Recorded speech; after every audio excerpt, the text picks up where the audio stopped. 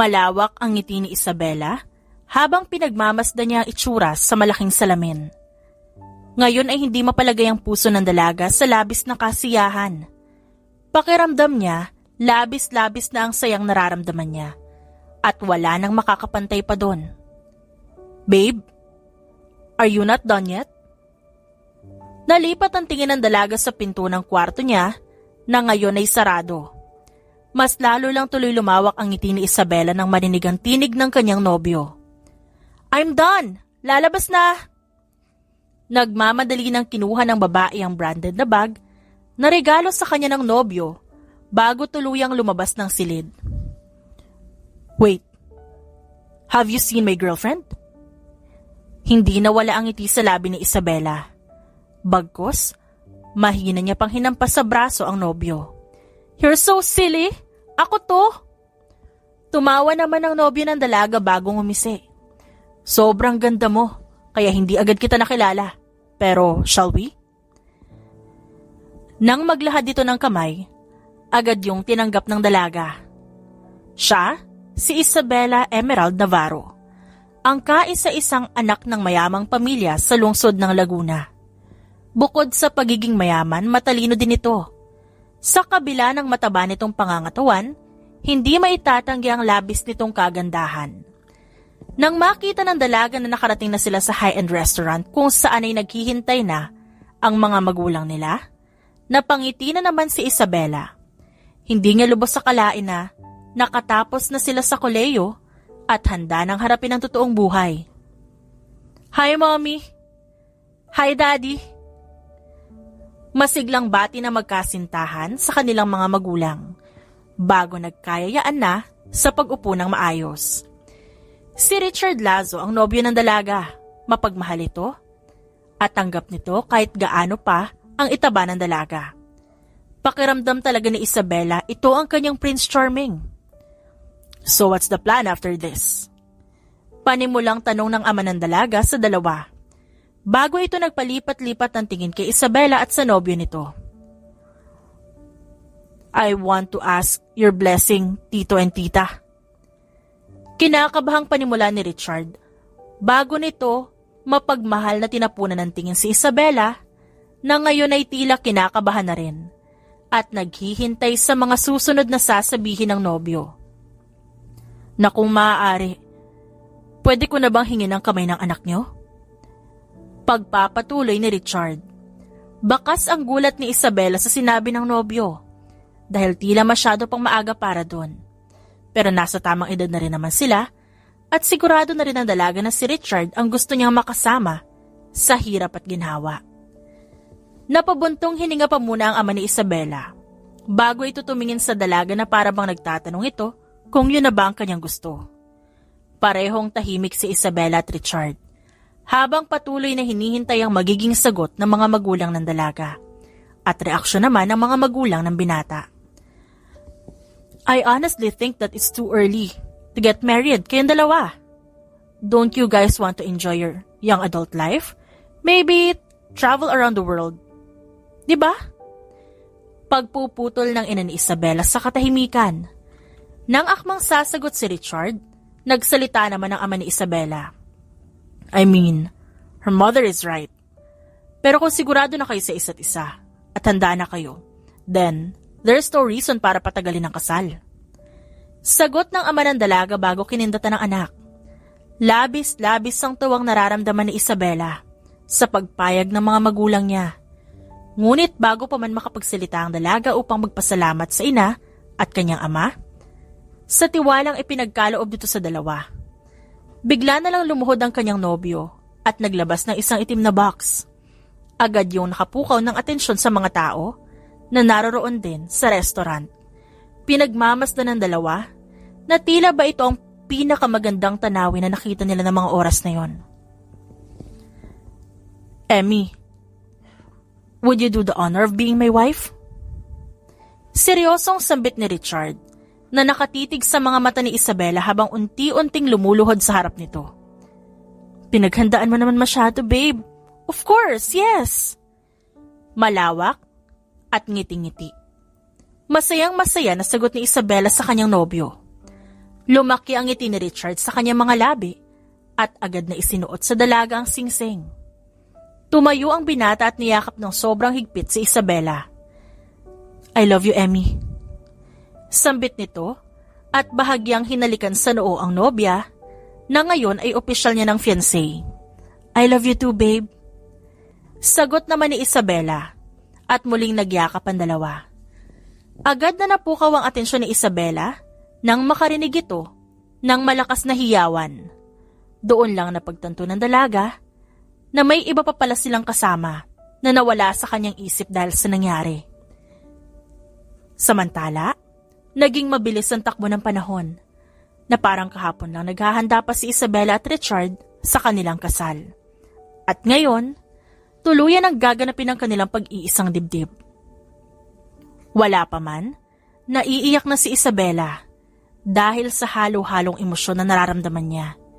Kinakabahan at punong-puno ng saya ang kanyang puso dahil sa wakas magsisimula na ang kanyang happy ending na dati ay nasa imahinasyon niya lang. Unti-unti ay binubuksan na ang pinto ng simbahan. Dahan-dahan namang naglakad si Isabela papasok. Nang tuluyan niyang makita ang tao sa loob ng simbahan at ang kanyang magiging asawa, agad na naramdaman ni Isabela ang pag-slow-mo ng kanyang paligid. Maya-maya pa'y sinalubong na si Isabela ng kanyang ama at ina upang samahan itong maglakad patungo sa altar, kung saan naghihintay ang kanyang pinakamamahal na lalaki. Hindi na napigilan ni Isabela ang pagbagsak ng kanyang luha, dulot ng sobrang kasiyahan. Ganoon din si Richard. Damn, Emmy, you look so fine. Mahinang sambit ng binata nang makarating ang dalaga sa kanyang harapan. Agad na nagbigay galang si Richard sa ina at ama ni Isabela. Bago nito hiningi ang kamay niya upang tuluyang makaabot sa pinakaharap ng altar. Nang magsimula na ang seremonya, nanahimik na ang lahat at ang kanilang mga atensyon ay napako sa dalawang tao na ngayon ay nag-iisang dibdib. Richard, love, back when we first met, it was our first day in college. But I was crying so hard kasi sinabihan nila akong baboy. And you comfort me in the most gentle way. Kahit kakakilala lang natin. You told me that I'm so much prettier than those girls na namubuli sa akin. You said, no one will ever bully me again because you will protect me. Umiiyak sa saya na kwento ni Isabela habang inaalala ang una nilang pagkikita. When I was a kid, I always dreamed of having a happy ending like most of the princesses had. And here I am, right at this moment, having the happy ending with a very kind and brave prince, my very own knight in shining armor.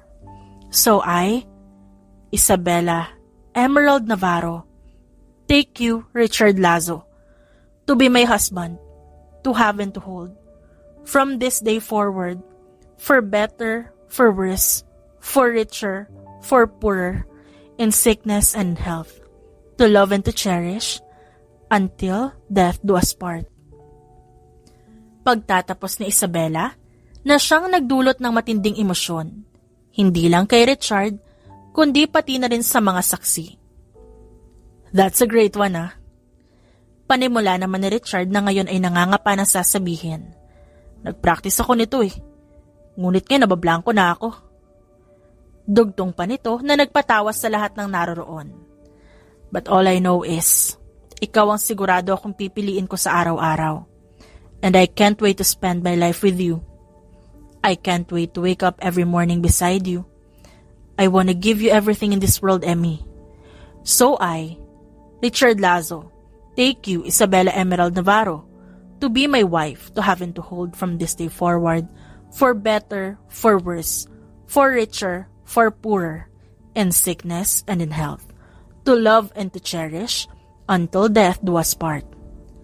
Pagtatapos nito, na siyang labis na ikinatuwa ni Isabela, napuno ng iyakan at tawanan ng simbahan, at sa mga sumunod na minuto, naging opisyal na ang pag-iisang dibdib ni Isabela at Richard.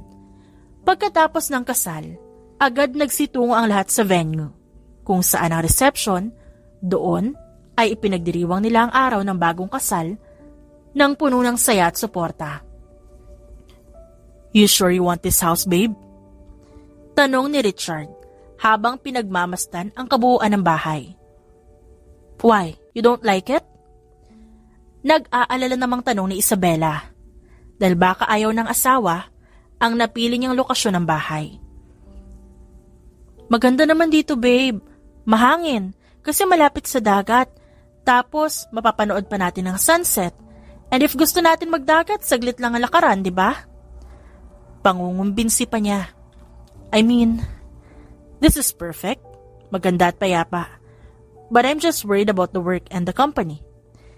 Sa'yo kasi, di ba, magsisimula ka na rin mag-work sa company nyo.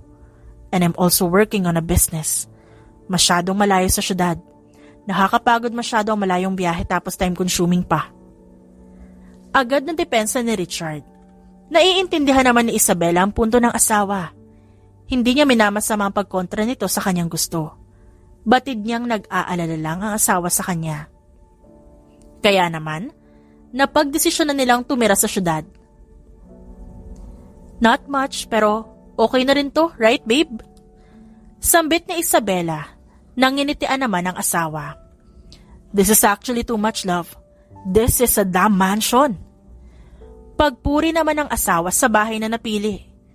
Totoong napakalaki ng bahay at nasa loob ito ng isang kilalang village. Kaya naman may kamahalan din ang bahay. Ngunit baliwala lang yon kay Isabela. "I mean, yeah, pero wala tayong dagat dito, babe. Not that I don't like this, pero maganda na sana yung malapit sa dagat." Sagot naman ni Isabela sa asawa. "It's fine, babe. May pool naman tayo." Pagpapagaan ni Richard sa loob ng babae. "Babe, by the way, I want to ask something. Sana, and please wag ka magagalit." Muling salita ni Richard. Maya-maya nang matapos nitong tulungan si Isabela, na ipasok ang kanyang mga gamit sa kwarto. "Ano yun? Come on, you can tell me." "I want to have a different room sana. Kasi 'di ba, you know that I'm working on something for my business. Baka kasi abutin ako na madaling araw kung anumang oras. I don't want to bother you. Baka maputol ko pa ang pagtulog mo." Pagpapaliwanag nito sa asawa. Ngunit, nanatiling tahimik si Isabela na hindi makahanap ng maisasagot. "Syempre, for the meantime lang naman. Once I figure it out, tatabi na ako sa pagtulog." Dagdag pa nito, dahil parang hindi nagustuhan ng asawa ang nauna nitong sinabi. "Yeah, sure. I guess. Basta wag ka lang magpupuyat masyado. And if you need anything, pwede mo akong puntahan dito. I won't lock the door." Pagsang-ayon na lang ni Isabela sa gusto ng asawa. Ayaw din naman niyang abalahin si Richard. "Thank you for understanding, love." Pasasalamat na Richard sa asawa. Bago nito, hinalikan sa ulo at nagpaalam na lumabas para maayos niya rin ang mga gamit sa kabilang kwarto. Kinabukasan habang nag-aalmusal, bigla na lang pinuna ni Richard si Isabela. "Emmy, you shouldn't be eating too much. Agahan pa lang. Ganyan na karaming kinakain mo. Baka mas lalo kang lumobo niyan." Kaswal nitong pagkakasabi sabay subo ng pancake. "Medyo gutom lang kasi ako, love." Mahinang sagot ni Isabela na nahihiya sa kanyang ginawa. "You should drink water first. Mga 2 baso bago ka kumain ng hindi mapadami ang nilalamon mo." Suhestyon ng lalaki na para bang ayos nang sabihin yon. "Why are you acting like that, babe? Hindi mo naman ako pinupuna before ani Isabela na ngayon ay nasasaktan sa pakikitungo ng asawa. Pero hindi niya ito pinakita kay Richard. "I'm just saying, babe. I just care so much about you. Baka kasi kung ano naman ang masabi ng mga tao sa'yo." Sagot ni Richard, na ikinainis naman ni Isabela. Tumangulang siya dahil ayaw niya na makipagtalo at baka kung saan pa mauwi ang usapan. Tinigil na lamang ni Isabela ang pagkain at nagpaalam ng umalis para pumasok sa trabaho. "Emmy, dear, let's have lunch." Aya ng ama ni Isabela. Nang tanghali na, agad nagangat ng tingin si Isabela at nakitang nasa loob na ng office niya ang kanyang ama. May tinatapos pa po ako, Dad eh. Tsaka busog pa po ako. Kayo na lang po. Sigurado ka ba?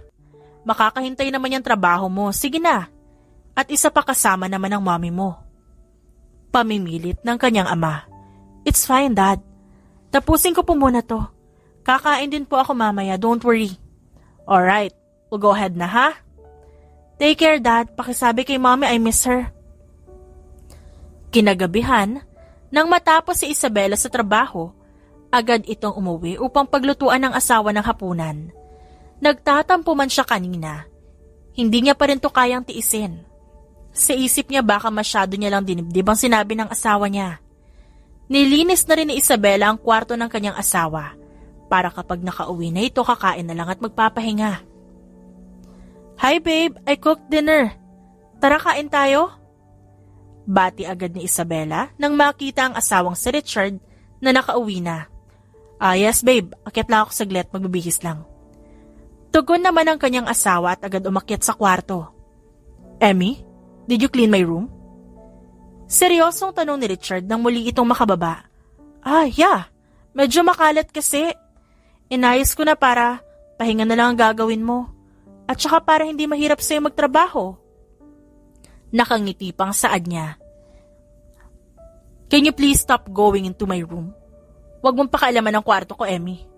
Wala kang gagalawin doon, maliwanag? Pinapahirapan mo lang ako eh. Ngayon maghahanap na naman ako ng mga papers kung saan mo nilagay. Inis na saway ni Richard sa asawa. Nabigla naman si Isabela sa inasal ng kanyang asawa, kaya hindi ito makapagsalita. Gusto lang naman niyang tulungan at pagaanin ang trabaho ng asawa. Oh God, I'm sorry. I didn't mean to shout at you, love. Sorry. Frustrated lang ako sa trabaho. Tapos nang pumasok ako sa kwarto, may titignan sana akong paper bago bumaba. Hindi ko dapat sa'yo binaling ang inis ko. Agad na paumanhin ni Richard nang mapansing nasaktan niya ang asawa sa ginawang pagsigaw. It's okay. Sagot ni Isabela at niyakap naman siya agad ng asawa. Please, don't clean up my room again. Mahihirapan kasi ako maghanap eh. But thank you sa paglinis at pagluto ng dinner. Sobrang na-appreciate ko, mahal. Saad naman ni Richard habang yakap-yakap ang asawa. Kumain na rin sila ng hapunan matapos ang nangyari. Nang matapos, napagdesisyonan na ng dalawa na umakyat upang makapagpahinga. Katatapos lang ni Isabela sa pagligo, naupo siya sa kanyang kama habang pinatutuyo ang buhok nang biglang tumunog ang kanyang cellphone. Nang masagot ni Isabela, natulala siya. Pakiramdam ng babae na ubos biglang ang lakas niya at hindi niya makapa ang kahit anong pag-asa. Dali-dali niyang tinungo ang kwarto ng asawa at kumatok. Richard, si mommy at daddy nasa ospital. I need to go there. Kabado, naiiyak at nangangambang saad niya. Ha? What happened? Nag-aalalang tanong ni Richard at agad sinara ang pinto at nagmamadaling umalis ng dalawa. Pakibilis na Richard, please. Pakiusap niya sa asawa dahilan upang mas lalong binilisan ni Richard ang pagpapatakbo ng kotse. Ngunit na makarating sa ospital, huli na. Binawian na ng buhay ang mga magulang ni Isabela.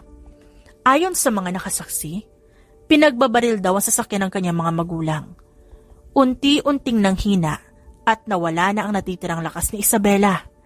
Tuluyan siyang napaluhod sa gitna ng lobby ng ospital at iniyak ang sakit. Shh, I'm here, babe. Bulong na sabi ni Richard habang nakayakap sa asawang walang tigil ang iyak. Lumipas ang isang linggong puno ng sakit kay Isabela. Pakiramdam niya pasan niya ang mundo dahil sa pagpanaw ng kanyang mga magulang. I'm sorry, Dad.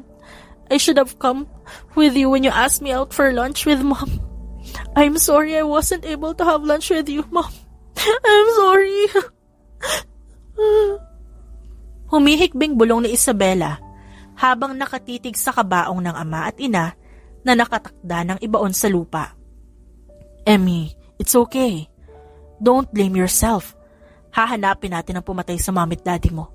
Sisiguraduhin nating makakamit nila ang hostisya sa pagkamatay nila. Saad ni Richard habang nakaakbay at nakaalalay sa kanya. Sa mga sumunod na linggo, kinailangan dalhin sa ospital si Isabela dahil nanghihina at nagkakasakit na ito. Dahil sa pagkamatay ng magulang, hindi na siya kumain ng maayos. Magdamag lang siyang umiiyak at nagkukulong sa kwarto. What happened? Nalaman na bang kung sino ang gumawa nito ka ng mommy at daddy, ha? Ito agad ang tanong ni Isabela sa kanyang asawa nang pumasok ito ng kanyang silid. Nakahawak ang kanyang kamay sa mga braso ni Richard. Emmy, please, magpagaling ka muna. Don't worry, we are working on your parents' case. Maya-maya naman, pumasok ang doktor ni Isabela. Kumusta po si Emmy, Doc? Agad na tanong ni Richard sa doktor. Are you her guardian? Tanong naman ng doktor. Yes, Doc, I'm her. Napahinto ito saglit at nagdadalawang isip sa sagot. Husband. Mahina nitong dugtong. Tinitigan pa muna si Richard ng doktor bago sagutin. Sa ngayon masyadong mahina ang pasyente and she's also experiencing anxiety. We will be needing her to stay for a few more days para ma-monitor ang lagay niya. And we also need her to do other tests. Paliwanag ng doktor bago nito muling i-check si Isabela. It's okay. Ang importante, gumaling ka. I'll take care of your company and your parents' case. Unahin mo ang sarili mo. Agad na sabi ni Richard sa asawa at ngumiti ito. Hindi naman nagtagal, nakatulog si Isabela. Nang magising ito, wala na ang asawa sa kwarto. Hinintay niya itong bumalik, sa pag-aakalang bumili lang ito ng pagkain. Ngunit natapos na lamang ang gabi, walang Richard ang nagpakita. Sa pagod sa paghihintay, nakatulog na lamang ulit si Isabela. Kinagabihan, nakarinig siya ng ingay ng plastik. Pagmulat niya, nakita niya ang asawa na naghahanda ng pagkaing takeout. San ka galing? Ba't ngayon ka lang? Sunod-sunod na tanong ni Isabela at dahan-dahang inupo ang sarili sa kama. May nasikaso lang ako, pasensya na. Paghingi ng paumanhin ni Richard sa asawa. Let's eat para gumaling ka na agad. Love, sorry Masyado ka na tuloy maraming inaalala. May inaasikaso ka pang ang business, tas dumagdag pa ang company namin. Tapos ang case pa ni mom at daddy. Seryoso at mangyak-ngyak na paghingi ng paumanhin ni Isabela. Ayos na ako, babe. Kaya naman. Nga pala, may mga kailangan akong papirmahan sa'yo. Saad ni Richard sa kalagitnaan ng pagkain. Inilabas nito ang mga folders at inabot kay Isabela pati na ang ballpen. Agad nagsimulang pumirma ang babae nang hindi man lang binabasa o nagtanong kung para saan yon. Masyadong malaki ang tiwala niya sa asawa, kaya hindi na siya nagtanong. Nang matapos kumain, nakaramdam ng pagkahilo si Isabela. Ang hilo na tipong umiikot ang kanyang paningin at bumabagal ang kanyang paligid. Muli siyang humiga at nagbabaka sakaling mabawasan ang pagkahilo. You're so gullible, babe. Bulong ni Richard sa asawa habang inaayos nito ang buhok. You didn't even bother to read the papers. Do you have any idea kung anong pinirmahan mo? Pagpapatuloy nito at maikling tumawa. It's an annulment paper. At ang iba, para malipat ang mga assets mo sa pangalan ko, willingly. Sa mga pagkakataong ito, sobrang nahihina si Isabela, ngunit naiintindihan niya ang sinasabi ni Richard. Let me tell you my plan. First, you will be in coma, and while that happens, I will be in charge with all your assets and money. After that, I will present the annulment paper na pinirmahan mo. And you know what? Your parents' death? God, I'm the one behind it. Pagkukwento ni Richard kay Isabela na sobrang natutuwa sa mga nangyayari. I don't like you, Emmy. And I don't love you for sure. Everything is an act. Damn! Tiniis kita ng almost 5 years. And do you know how hard was that? But you see, it's all worth it. Everything went perfect according to the plan. I gotta save my family's company. I got everything you have. And now, I will be able to spend the rest of my life with Amelia and do everything I want. Gustong manakit ni Isabela sa mga sinabi nito. Gusto niyang sampalin ng lalaki ng paulit-ulit sa ginawa nitong pagtatraidor at lalong-lalo na sa pagpatay nito sa kanyang mga magulang. Labis ang galit ni Isabela sa lalaking akala niya mahal siya, sa lalaking sobra niyang mahal. Nais niyang parusahan at pahirapan si Richard, ngunit wala siyang laban sa ngayon. Masyado siyang mahina sa ngayon. Walang ibang magawa si Isabela kundi ang umiyak sa sobrang galit. Hindi lang kay Richard kundi pati sa kanyang sarili. Kalaunay naging madilim at tahimik ang paligid ni Isabela. Nang magising si Isabela, inilibot niya ang paningin sa paligid. Nang ilibot niya ang paningin sa loob ng kwarto, isang pamilyar na mukha ang bumungad sa kanya. Agad na lumabas ang babae sa kwarto nang makita nitong gising na si Isabela. Muli nitong naalala ang pangyayari, bago pa man siya nawala ng malay noon. Nang hihina man, pilit na bumangon si Isabela, sapagkat gusto niyang dumungaw sa bintana at makita ang labas. Madilim ang paligid at bumubuhos ang malakas na ulan na may kasamang malalakas na kulog. Nang hindi namamalayan ni Isabela, bumagsak na pala ang kanyang luha dahil muli niyang naalala ang sakit na para bang kahapon lang. Naalala niya ang pagkamatay ng magulang niya at agad namuo ang galit niya para kay Richard.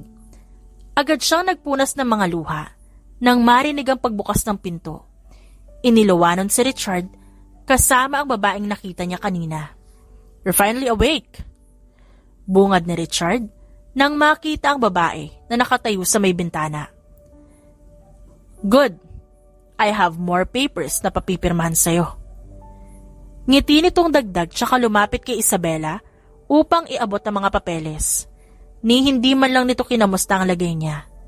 Agad na nang ibabaw ang galit niya at matalim na tinitigan si Richard. "Hayop ka," saad niya bago kinuha ang papel at pinunit. Tumawa ito ng bahagya at biglang mariin na hinawakan ang braso ni Isabela. "Huwag mong ubusin ang pasensya ko, Emmy. Dahil nagiging mabait ako sa'yo. O baka naman gusto mong sumunod sa mga magulang mo?" Galit nitong sabi habang dinuduro si Isabela. Agad namang binitiwan ni Richard ang braso ng babae at saka huminga ng malalim bago nilapitan ang babaeng kasama na may dala ding mga papeles at binigayon kay Richard. Nang muling makaharap si Richard kay Isabela, ngumisi ito at sinabing, "Do you recognize her?" Hindi sumagot si Isabela at nakatitig lang ito kay Richard habang nakakuyom ang mga kamao. "That's my wife, Amelia Lazo. The one who called you baboy. Remember her?" Pagpapatuloy pa ng lalaki. Mas lalong humigpit ang pagkakakuyom ng kamao ni Isabela. At sa isip, gusto niyang sugurin ng dalawa sa sobrang galit. "Now, nasa na ba tayo?" "O nga pala, pipirma ka na pala. I figured na pupunitin mo ang dala ko, so I came prepared. Don't worry, iiwan ko sa iyo ang bahay." Pagpapatuloy ni Richard at unti-unting lumapit kay Isabela. Hindi ko yan pipirmahan. Hindi mo makukuha ang gusto mo." Galit na saad ni Isabela na siyang nagpaigting sa bagang ni Richard. Dali-daling lumapit si Richard kay Isabela at mariin itong sinabunutan. Halata naman na nasasaktan si Isabela pero hindi siya nagsalita. "Come on, Emmy, don't make things hard for me. Ikaw lang ang masasaktan." Sabat naman ng lalaki na sinigundahan ni Amelia. Galit na galit si Isabela dahil sa pagiging mahina at walang laban niya sa sitwasyong ito. "Kahit ano pang gawin niyo, hindi ako pipirma." Paninindigan ni Isabela. Agad na nag-iba ang aura ng dalawa nang marinig ang sinabi ni Isabela. Kaya agad na naglabas ng baril si Richard at itinutok ito sa sentido ni Isabela. "Huwag mong hintayin na iputok ko to sa'yo, Emmy." Pagbabanta ni Richard. "Go ahead then, nang lalong hindi mo makuha ang gusto mo." Panghahamon naman ni Isabela. "Talagang matapang ka, ha?" Sabat naman ni Amelia at hinila ang buhok ni Isabela sa likod ng ulo nito. Naging matindi ang namuong tensyon sa pagitan ng tatlo.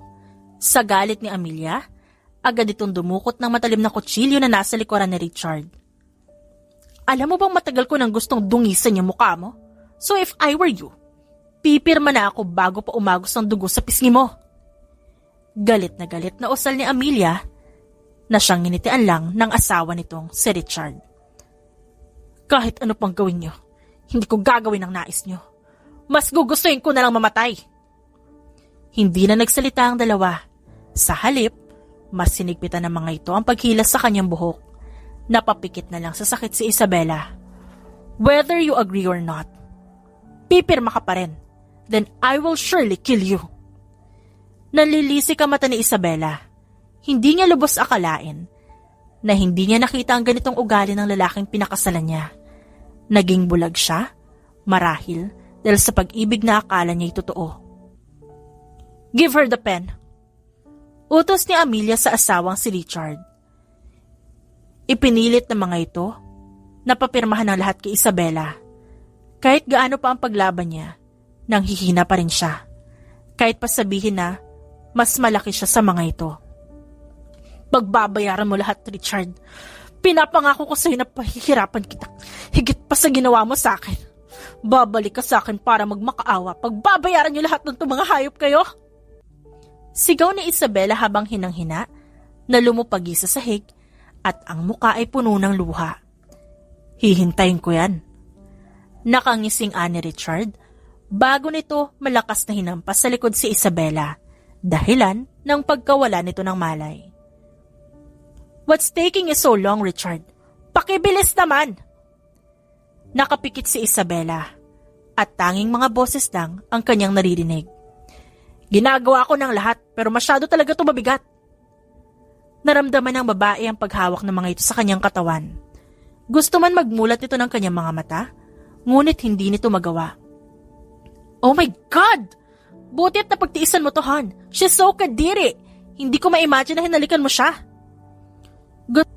Gustong magpumiglas ni Isabela, lalo na nang maramdaman niya ang pagtali na ginagawa ng mga ito sa kanya. Ngunit hindi niya may pagkonekta ang kanyang katawan sa kanyang isipan. Don't worry, kasabay ng katawan niya, mawawala na rin ang mga nakakadiring alaala na yon. Saad ni Richard at nagtawanan pa ang dalawa. So long, Isabela, babush! Bago pa man mapagtanto ng babae ang gagawin ng mga ito, nakaramdam na lang siya na pinagtulungan ng dalawa na itulak ang katawan niya sa kung saan. Mga hayop kayo! Piping sigaw niya, ngunit tanging luha ang kayang gawin ng kanyang katawan. Siguro, ito na ang kanyang katapusan. Siguro nga, dito na magtatapos ang kanyang pantasya na iniisip sa kanyang buhay. Akala niya, isang romance love story ito. Pero nagkamali siya. Isang horror film pala. At mukhang hindi niya na makakamit ang hustisya. Agad na napahawak si Isabela sa kanyang ulo nang magising siya.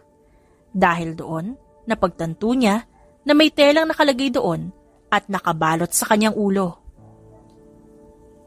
Mabuti naman at nagising ka na.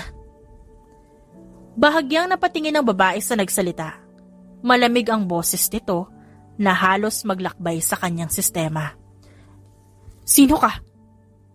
Hinintay lang kita na magising dahil may ginagawa sila. But since you're awake, I'll leave now. Napasulyap si Isabela sa paligid at hindi pamilyar sa kanya ang kwartong yon.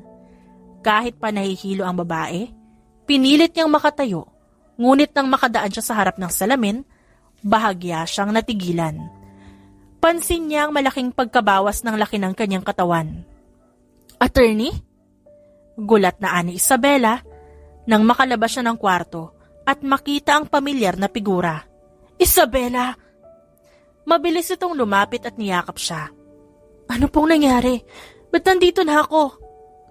Bago pa man sabihin ito ang nalalaman, inalalayan muna siya nitong makaupo.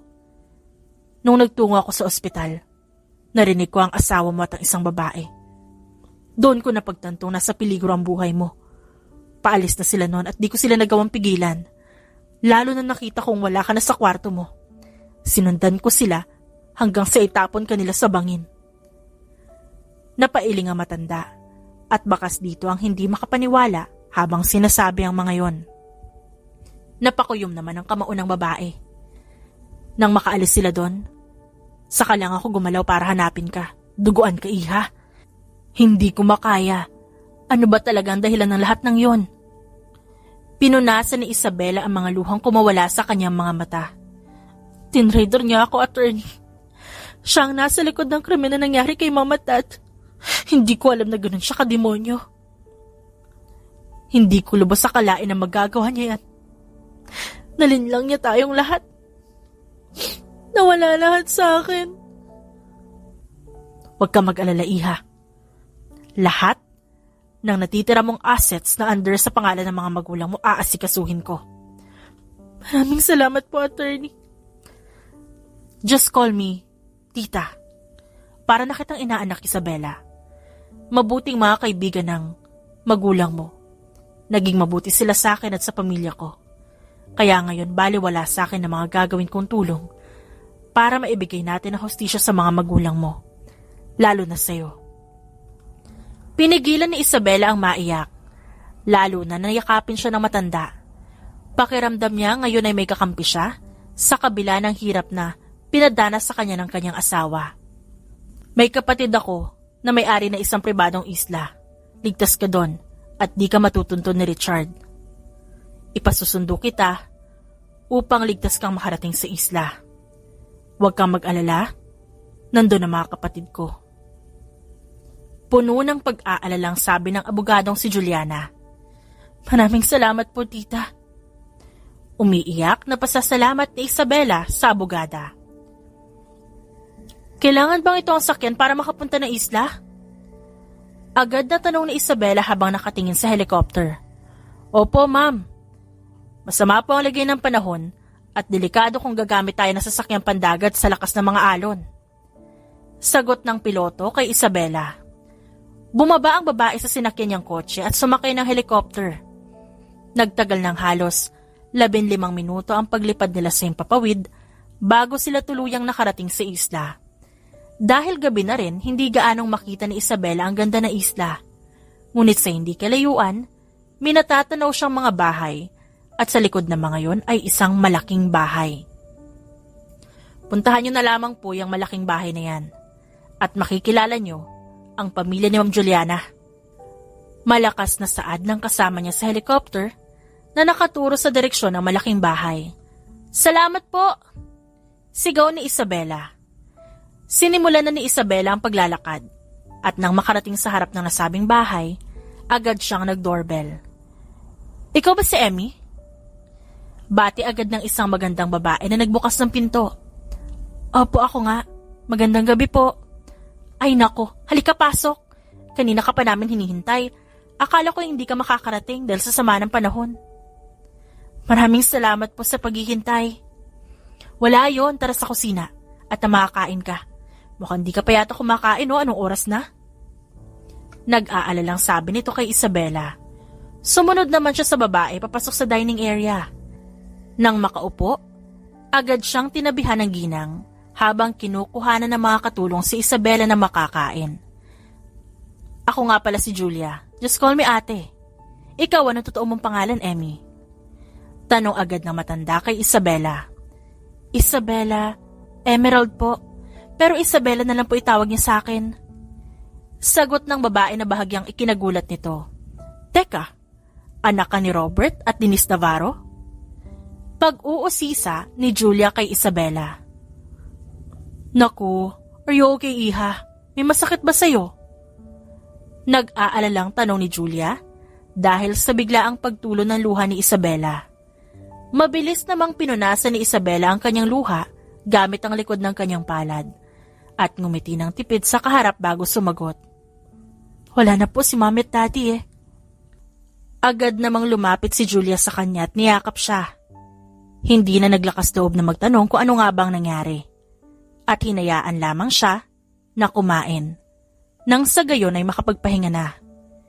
Kinaumagahan, nagising si Isabela sa liwanag na tumatama sa kanyang muka. Tumayo siya upang sana ayusin ang kurtina sa bintana dahil balak pa niyang matulog. Ngunit na makita niya ang labas, agad na nawala ang kanyang antok at nakaramdam siya ng saya.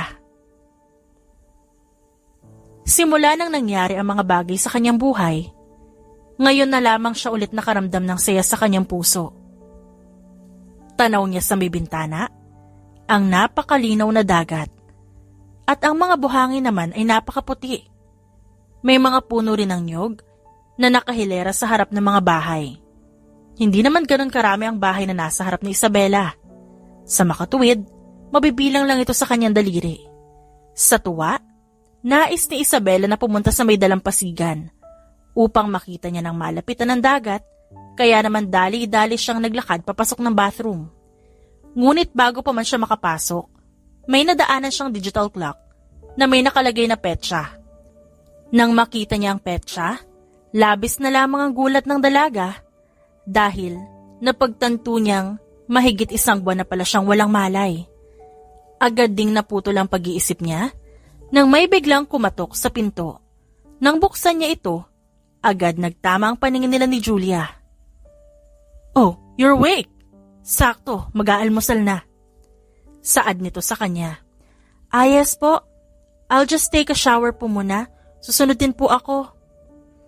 Ngiting sagot ni Isabela. "Sure, we'll be waiting for you." Nang matapos si Isabela sa pagligo at pag-aayos, nagmadali siyang bumaba upang kumain at makapunta agad sa may dalampasigan. "Here you are. Come and join us." Binalot naman ng hiya si Isabela dahil hindi lang pala ang babae ang naghihintay sa kanya. Meron isang babae doon at isang lalaki na nakaupo sa mesa. At bukod pa ron, merong 2 batang babae din. "I'm sorry for making you all wait." Paghingi niya ng paumanhin nang makaupo ito sa tabi ng ginang. "Is she Ate Isabela, Mommy?" Natutuwang saad ng isang bata na kaharap niya. "Yes, dear. Everyone, this is Isabela. Isabela, that is Susie, and this is Francine, my daughters, and that is Anna, one of my friend, and that man is James, my brother." Pagpapakilala ng babae sa mga kasama. "You're really pretty, right, Uncle?" Pagpuri ni Susie kay Isabela. Agad naman tumingin si Susie sa kanyang uncle na si James, naghihintay ng isasagot nito. "Yeah." Maikling sagot ni James at nagpatuloy sa pagkain. "I think you'll be more attractive, Ate Isabela, if you're slimmer. Uncle likes doing exercise. He can help you." Sabat naman ng isang bata na si Francine na nakangiti pa kay Emerald. "Francine, be nice." Pagsaway ni Julia sa anak, tsaka tumingin kay Isabela. "I'm sorry. Don't mind them. Go ahead, kumain ka lang." Nang matapos mag-agahan, nagpaalam si Isabela na lumabas upang malibot niya ang lugar. Inutusan naman ng babae ang nakababatang kapatid na samahan si Isabela mamasyal. "Tita, wag na po. Okay lang po ako. Babalik din naman ho ako agad." Magalang na pagtanggi ni Isabela. "No, it's okay. Mas maganda nga may kasama ka para hindi ka maligaw." Pagpupumilit naman ni Julia. "James, come on." "Oo na, ang ingay." Sagot ng lalaki tsaka tumingin kay Isabela. "Let's go." Saad nito kaya tumango lang siya. Hindi alam ni Isabela kung bakit tila naiilang siya sa presensya ni James. "I heard you're in a coma for more than a month."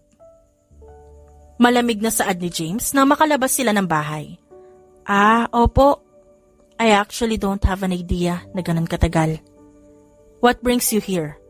If you don't mind, I was only told that you needed a place to stay." Pag-uusisa naman ni James, na curious kung ano nangyari kay Isabela. "My parents died. That's why I ended up in the hospital, and I got betrayed by my husband. Well, ex-husband, to be exact. He took everything I have, and that's why I'm here." Pagkukwento ni Isabela, habang ang tingin ay nasa daan. "Wow, you must be in so much pain." Saad nito. Nang makarating sa may dalampasigan, napagdesisyonan ng dalawa na maupo sa buhanginan. Maya-maya pa, muling nagsalita ang lalaki. So what's your plan now, Isabella? Tanong nito, habang ang paningin ay nasa dagat. Napatingin naman si Isabella sa lalaki, bago sumagot, at tumingin din sa harapan. Revenge? Binalot ng katahimikan ng dalawa, at tanging ingay lang ng mga alon at hampas ng hangin ang maririnig. Nakaramdam ng kapayapaan si Isabella, na para bang may humahaplo sa sugatan niyang puso.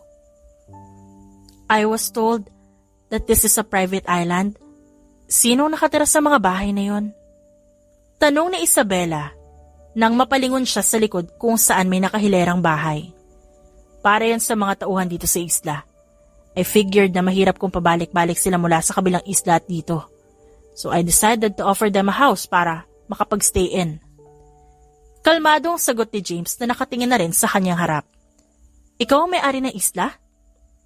Medyo gulat na tanong ni Isabella. Yeah, bala ko sanang gawing resort but I changed my mind. Formal na sagot ng lalaki tsaka muling itinuon ang tingin sa dagat. Tahimik lang si Isabella at medyo gulat pa rin sa nalaman. Buong akala niya ay si Julia ang may-ari ng lugar. Do you want to go somewhere? Tanong ni James nang tumayo ito mula sa pagkakaupo na magpagpa ng buhangin sa damit nito. Sure. Maya-maya pa bumungad kay Isabella ang isang hagdan na gawa sa semento at kung tatansyahin, may taas na 15 to 20 feet. What the hell? Aakyat ba tayo dyan? Agad na tanong ni Isabella habang nakatingin sa hagdan. Kaya ba? Tanong ni James na ikinakunot ng noo ni Isabella. Joke time ka din, no? Pabirong sabi ni Isabella na siyang tinawanan ni James. I mean, pwede naman tayong bumalik kung ayaw mo. Sagot naman ito na naghahanda ng bumalik. Hindi na, tuloy na natin, nandito na eh. Dahan-dahan at maingat na inakyat ni Isabella ang hagdan. Makalipas ang 1 minuto, tumigil na muna siya dahil sa pagod. Sana, nagsabi po kayo na dito pala tayo pupunta. Hinihingal niya sabi kay James na ngayon ay tawang-tawa sa kanya. Eh di wala ka sana ngayon dito. Exactly. Hindi naman po ako tanga para pahirapan ang sarili ko dito, no? Gusto mo bang bumalik? Tanong ni James na parang nang aasar pa. Seryoso? Inis na ani Isabella, tsaka muling nagpatuloy. Naririnig niya pa sa likod na tumatawa si James. Mayat-maya naman, tumitigil si Isabella at nagpapahinga. Sa isip ay kung aaraw-arawin niya ang pag-akyat baba dito, siguradong papayat siya. Ngunit baka sa ospital din ang bagsak niya. Pagkalipas ng halos 1 oras, nakarating na sila sa taas, kung saan patagandaan na siyang ipinagpasalamat ni Isabella. Kalaunan, nakarating ang dalawa sa isang maliit na tulay na gawa sa kahoy. At sa dulo nito ay isang treehouse. Wow! I didn't expect to see this in an island. Manghang sabi ni Isabella at tila nakalimutan ng pagod sa paglalakad. Wait, until makita mo na ang view sa taas. Ngiting sabi ni James na nakatingin ngayon sa mataas na puno. Teka, aakyat na naman. Hindi na, okay na ako dito. Reklamo niya nang muling maalala ang hirap na pinagdaanan kani-kanina lang. Come on, I swear it will be worth it, Isabella, kapag nasa taas ka na. Pangungumbinsi ni James sa kanya. Mamaya na, 10 minutes muna, papahinga lang ako saglit. Sagot naman niya dahil sobra siyang napagod sa ginawang paglalakad paakyat. Agad na umupo si Isabella sa damuhan. Kulang na nga lang humiga siya ron at wag nang tumayo. I'll get you water. Natatawang sabi ni James at agad umakyat sa treehouse. Saglit pa, nakababa na ito na may dalang 3 bote ng tubig. Here, ani James at inabot kay Isabella ang 2 bote ng tubig. Thank you po. Pasalamat niya at agad ininom yun. Kahit wag ka na magpo. O di kaya opo, masyadong nakakatanda naman yan. Tugon naman ni James, tsaka ininom ang tubig. Eh bakit? Mas matanda ka naman talaga sa akin kaya normal lang na magpo at opo ako. Depensa naman niya na parang nang-aasar pa. I'm just 29. There's no need for you to say that. I'm just 24. Kaya normal lang na galangin kita. Sagot niya na ikinagulat ng binata. What? But you said you have an ex-husband. So you got married young? Naguguluhang tanong ng lalaki. Yup. I got married a few months ago. He's my college sweetheart. Right after graduation, he proposed and we got married. After 2 months and 2 days of marriage, my parents passed away. They've been killed. He took everything before he sent me into coma. And right after I woke up, he introduced his wife, which I don't know if kasal sila before kami kinasal o kinasal sila habang nasa coma ako. Pagkukwento ni Isabela kay James na ngayon ay parang namamangha sa narinig. That happened? Within, what? 3 or 4 months? That's literally a roller coaster. Tama ka. Roller coaster nga. Pagsang-ayon naman ni Isabela. Wait, you said he sent you into coma. Bigla namang sabi ni James nang mapagtanto ang sinabi ni Isabela. Tinanguan lang ng babae ang tanong ng lalaki.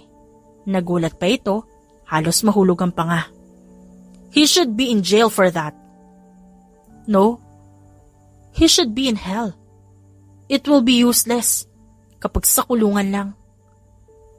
Natahimik naman ang dalawa ng ilang minuto bago muling nagsalita si Isabela. Aakyat pa ba tayo o ano? Pagpukaw niya sa atensyon ni James. Ready ka na ba? Tanong naman ng lalaki kay Isabela at animoy na e-excite pa. Tara! Nagsimula ng akyatin ni Isabela ang daan-daang hagdan habang inaalalayan naman siya ni James. Hindi naman yan mahirap akyatin dahil maayos ang pagkakagawa ng hagdan. Paikot ito at magandang tingnan. Nang makarating sa taas, agad nanlaki ang mga mata niya sa tanawin. Kita roon ang paligid ng isla. Tahimik lang ito habang pinagmamasdan ng ibaba. Napangiti naman si James sa reaksyon ni Isabela. I told you, it's worth it. This is beautiful. If this is what I get to see after all I went through, then I won't hesitate to do it every day. Masayang sabi ni Isabela kay James habang ang paningin ay nasa baba pa rin. You're always welcome here. Just be careful. Especially if I'm not around. Ani James na ang paningin ay nasa ibaba na rin. Bakit? May mga hayop ba na posibleng pumatay sa akin dito? Agad na tanong ni Isabela at tumingin kay James. Agad namang natawa si James sa sinabi ni Isabela. No, what I mean is baka mahulog ka sa hagdan. Or matalisod ka. Or worse, mabalian ang buto. Malayo-layo pa naman ang bahay dito. Pagpapaliwanag ni James. Akala ko pa naman kung ano. Sagot ni Isabela na parang nakaramdam ng hiya. Or if you like, you can stay here. Kompleto naman ang mga gamit. There's a bathroom. Di nga lang kalakihan pero pwede na. Tapos may kama rin at may kuryente dito. And of course, sa mga pagkain mo, ipauutos ko na lang. At ako na mag-aatid sa'yo dito. Habang inililibot ni Isabela ang paningin sa paligid at sa loob, doon niya lang napansin ang queen-sized bed na nasa pinakagitna.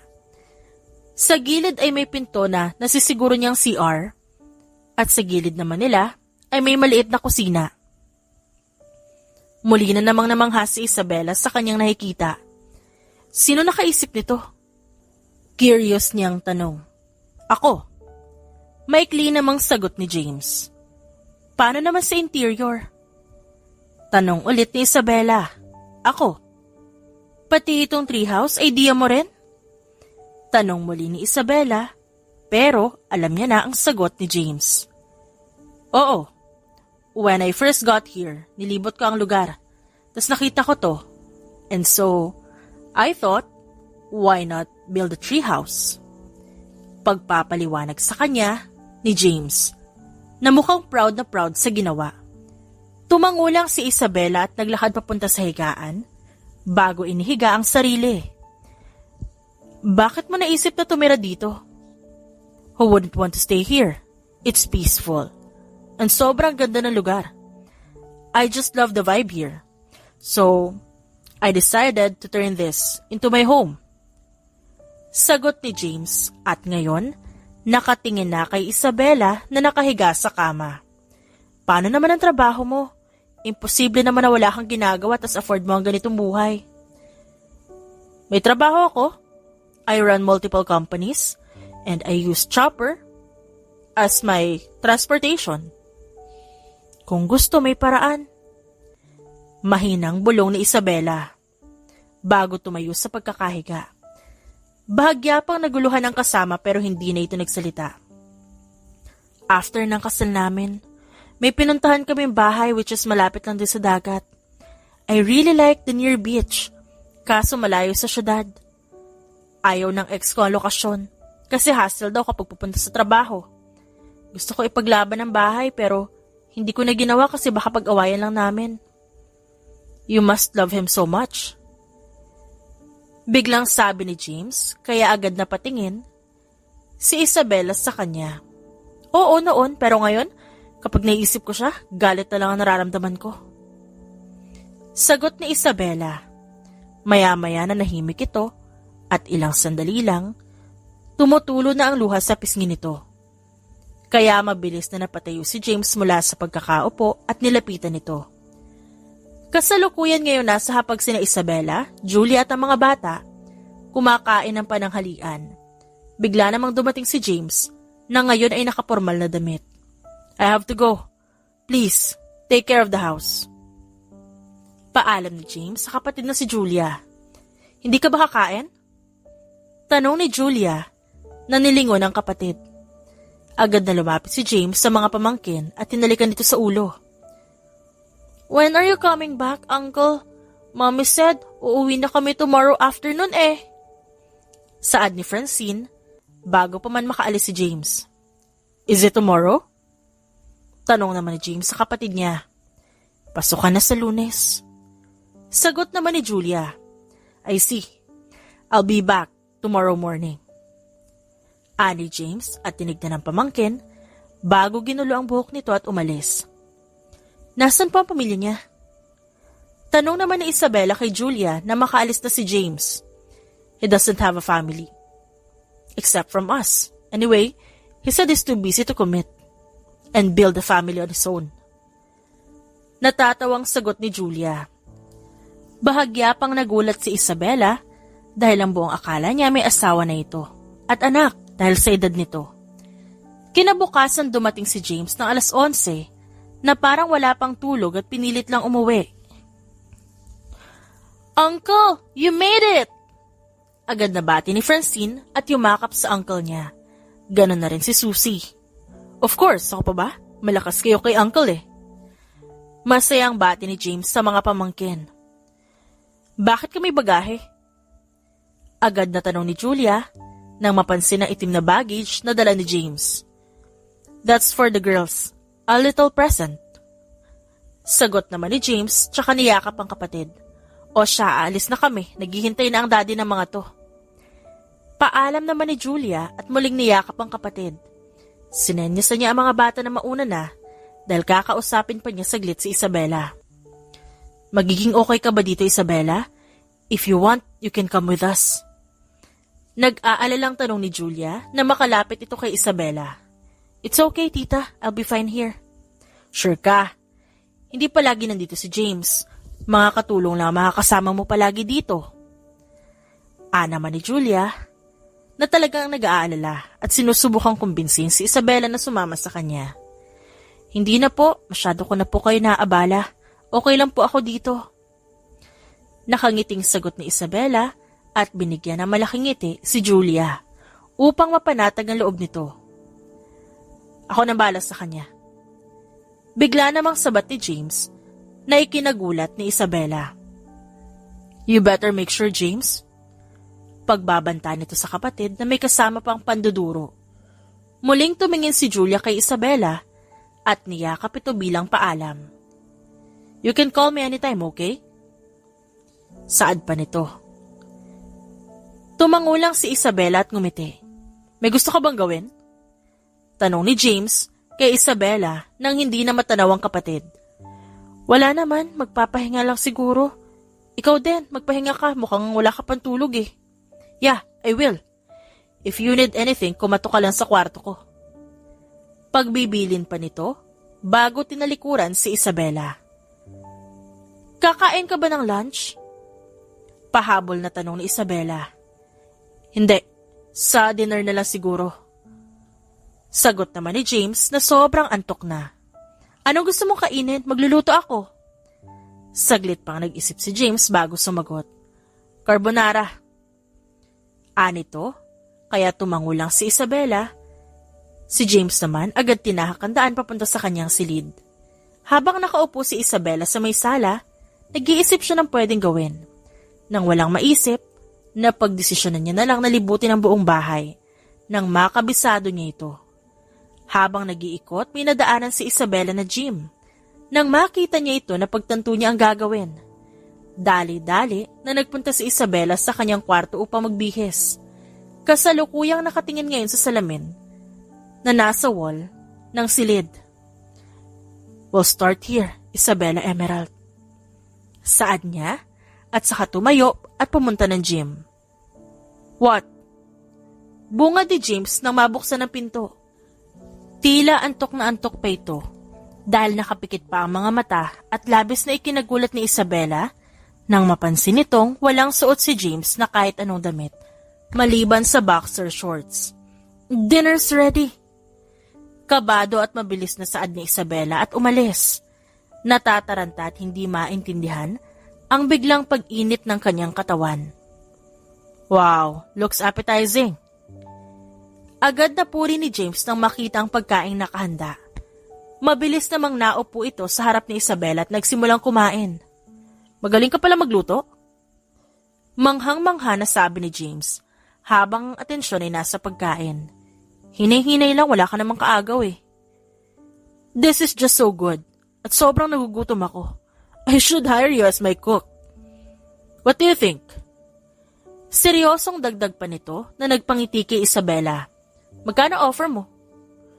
Tanong ni Isabela at saka uminom ng tubig. 1 million a month. Sagot ni James kaya agad na nabilaukan si Isabela. Okay ka lang? Nag-aalalang tanong nito at inabutan ng pamunas ang dalaga. 1 million a month? Tagaluto lang? Seryoso ka ba? Bakit? Is it too low? Tanong naman ni James na nagpalaki sa mata ng dalaga. What the? 1 million?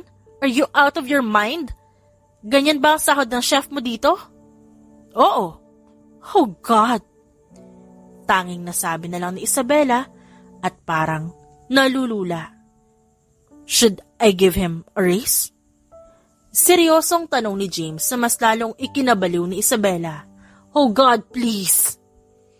Lumipas pa ang ilang araw at linggo, naging mas malapit sa isa't isa si Isabela at James.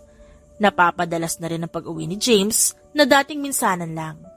Bukod pa rito, palagi niya ding sinasamahan si Isabela kapag gusto nitong pumunta ng treehouse. At higit pa doon kapag walang trabaho si James, sinasabayan din niya si Isabela sa pag-gym at jogging sa dalampasigan. Napapadalas na uwi mo dito ah. Bungad ni Isabela, isang gabi nang makita niya umuwi si James. Bahay ko to eh. Tumayo naman si Isabela upang kuhanan ng plato at kubyerto si James. Talaga ba? Sabi ng mga katulong, halos twice or once a week ka lang dito. Pero ngayon baliktad na. Once or twice a week ka nang umaalis. Sabi naman ni Isabela nang makaupo ito. O ano naman? As far as I know, pagmamay-ari ko pa rin naman tong isla.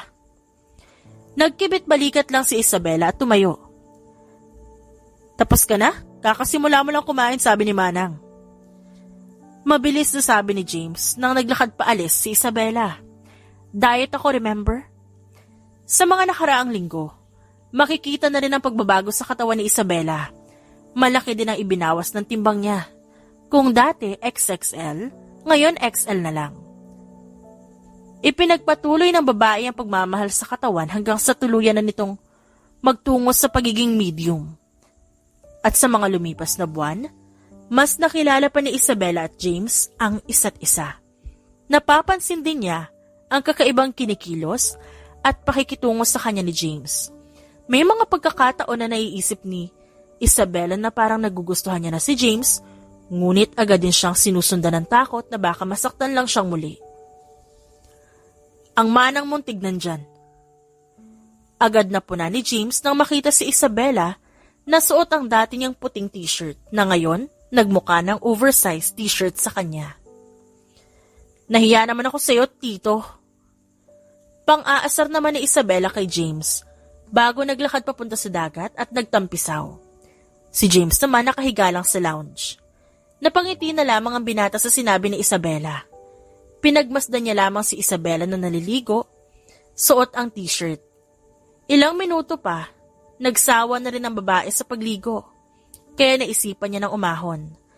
Habang papalapit si Isabela, unti-unting nakikita ang kanyang buong katawan. Napabuntong hininga na lang si James nang makitang bakat ang undergarments ni Isabela dahil sa basa nitong damit na kulay puti pa. Agad naman na tumayo ang babae sa katabing lounge na hinihigaan ni James bago nito inabot ang tuwalya at pinuna sa sarili. Are you trying to seduce me, Isabela? Seryosong tanong ni James na ikinagulat ng babae dahil wala naman sa intensyon niya ang gawin yon. Excuse me? Tanging nasabi lang ni Isabela na hindi makapaniwala sa iniisip ni James. I'm just asking because it seems like you are. Napabugan na lamang si Isabela ng hangin dahil sa hakapalan na mukha ni James. Yan ang hindi ko gagawin. Kung tutuusin, Tito na kita. God! Bakit? Naaakit ka ba? Hindi ko kasalanan yon. Kung ganon, problema mo na yon. Mabilis na sabi ni Isabela sa labis na pagkainis.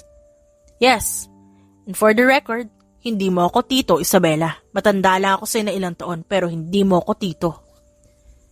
Gulat man, nakuha pa rin ni Isabela na sagutin si James. You're 5 years older than me. Tito pa rin kita. Agad na sagot ni Isabela at tila huli na para bawiin yon. Oh please, pwede kitang ikama ngayon, Isabela, kung gugustuhin ko. So don't you ever call me Tito. Dahil kung tutuusin pwede kitang magustuhan. Pwedeng maging tayo. Inis na sabi ni James, tsaka iniwan si Isabela na tulala. What? Ani Isabela nang medyo natauhan na. Agad nitong tinignan ang suot at napagtantong bakat ang kanyang suot sa loob. Ganon pa man, hindi niya maintindihan si James kung bakit naiinis ito sa kanyang mga sinabi. Kinagabihan matapos magluto ni Isabela, agad siyang umupo sa mesa upang magsimulang kumain. Ngunit bago pa man siya makasubo, sakto namang dumating si James na nakatitig sa kanya. Ano? Takang tanong ni Isabela nang patuloy pa din ang pagtitig sa kanya ni James. Kakain ka? Hindi mo man lang ako tinawag para ayain? Sabi nito na nakataas pa ang isang kilay at hinihintay na magpaliwanag siya. Ibinaba ng babae ang kutsara bago nagsalita. Akala ko ayaw mong kumain kasama ako. I mean, baka galit ka pa. Maingat na sagot ni Isabela, sinisiguradong hindi magagalit sa kanya ulit si James. Why would you think that? Can you stop assuming things?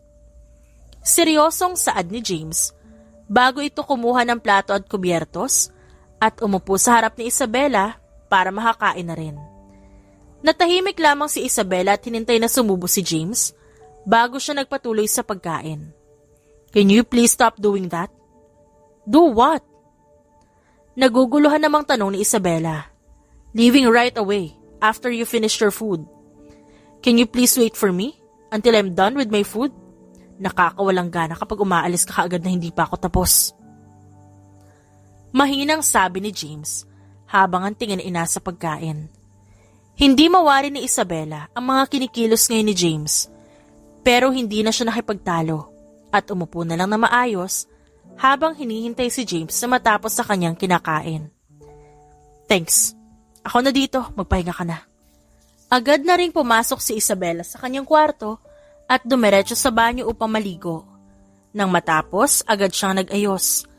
Sa kalagitnaan ng kanyang pag-aayos, agad siyang napatayo at nagbadaling buksan ng pinto nang makarinig ng katok. Bumungad kay Isabela si James na may hawak na wine at 2 wine glass. "Care to join me?" Tanong ni James kay Isabela. Walang pagdadalawang isip na tumango si Isabela at sinundan si James papuntang sala. "Anong meron?" Tanong ni Isabela at umupo sa tabi ni James. "Nothing, gusto ko lang uminom." Naging tahimik naman ang dalawa sa loob ng mahigit 10 minuto bago pa man putulin ni James ang katahimikan. "I'm sorry about earlier, I just lost it." Panimula ni James at saka sinandalang sarili sa sofa. Bahagya namang tumagilid si Isabela nang makita ang ayos ni James. "I like you, Isabela." Pag-amin ni James na ikinagulat ng babae, pero hindi siya nagsalita. So much that I started hating the word tito. So much that I hate not seeing you every day. So much that I hate it every time I eat tapos hindi kita kaharap. I like you so damn much, Isabela.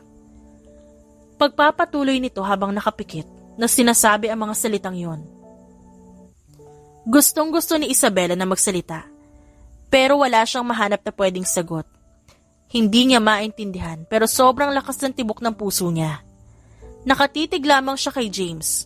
Hindi mapangalanan ni Isabela ang nararamdaman, kaya hindi niya alam kung anong pwedeng sabihin. Nagmulat ng mata si James at umayos ng upo.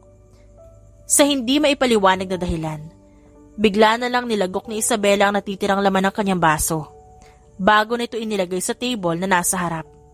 Hindi niya alam kung anong pwedeng gawin. May kung ano sa loob niya na gustong gumawa ng imposibleng bagay. Isang bagay na alam niyang pagsisisihan niya sa huli. Napatitig si Isabela kay James na ngayon ay nakatitig din sa kanya. Kinakabahan at sobrang lakas ng kabog ng puso ni Isabela na parang yun lang ang naririnig niya. Hindi na nag-isip agad na inilapit niya mukha kay James at masuyong hinalikan ang lalaki. Bahagyang napatigil ang lalaki sa gulat dahil sa kanyang ginawa. Ngunit tinugon din naman ni James ang kanyang halik. Kakaiba ang dulot ng paglapat ng labi nila sa isa't isa. Inaamin ng babae na hindi ito ang unang beses na may nakahalikan siya. Ngunit ito ang kauna-unahang pagkakataon na naramdaman niya ang kapayapaan ng kanyang puso. Kinabukasan, nagising si Isabela dahil sa liwanag na nagmula sa labas ng bintana.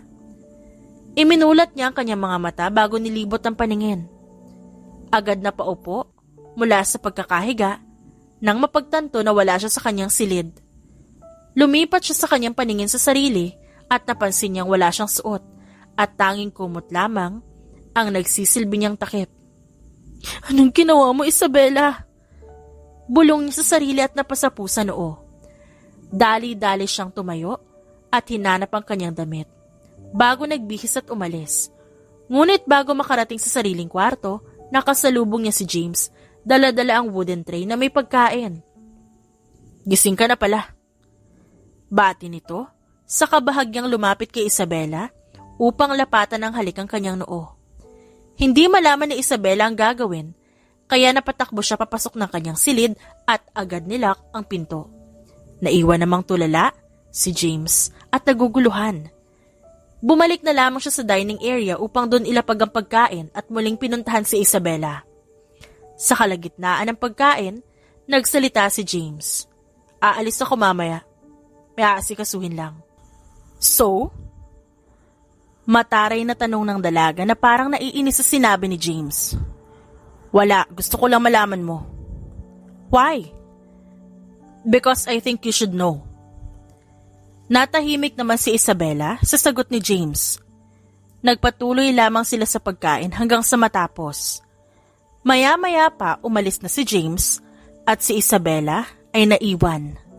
At parang mababaliw na dahil hindi niya maipaliwanag ang nangyayari sa kanya. "Who is this?" Agad na tanong ng babaeng nasa kabilang linya. Sa sobrang hindi mapakali ni Isabela, pinili niyang tawagan si Julia. Nais niyang maglabas ng nararamdaman. At nais din niyang marinig kung anong opinyon nito. Hello po, tita. This is Isabella. Oh, Isabella, napatawag ka. Kamusta ka dyan? Okay ka lang ba?